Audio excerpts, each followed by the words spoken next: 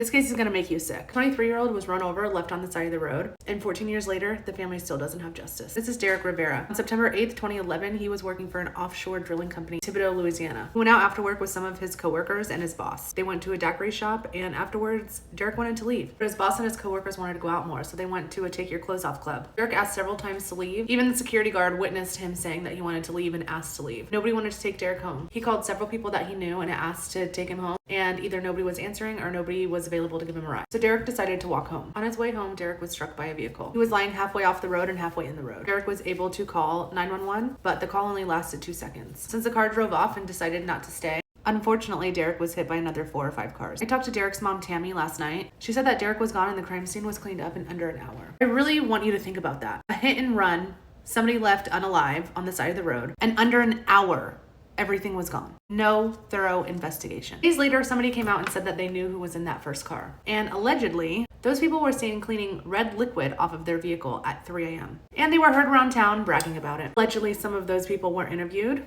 but nobody was. Total silence. And to make matters worse, Derek's parents went and picked up his belongings in a garbage bag. Not even from the police, from the people who lived on the street where he was hit. Because they're the ones who had his stuff, not the police. Sounds like an awful investigation to me. 14 years later, Derek's family is still waiting for justice. My friend Kristen Kay and I are going to dig into this case because usually when people are being silent, it means that they're protecting someone. If you're not following Kristen Kay, you need to go ahead and do that now. She is a legal consultant. She is way smarter than I am. I'm just a hypocrite clown. Please, please, please share this out with your friends and your family. Share it to your story. Repost it. We are not going to let Derek's story be silenced. Any of these buttons on the side of the screen that you click, it's not just for me because I'm a content creator. It is actually to push it out into the TikTok algorithm so that more and more people hear Derek's story. We need this story to get out there. We need justice for Derek's family, please. Please feel free to reach out to me or Kristen or reach out to any of the people that I have tagged at the bottom of this post. And if you have a story about yourself or a family member or anything that needs justice, please reach out to one of us because we want to speak about it.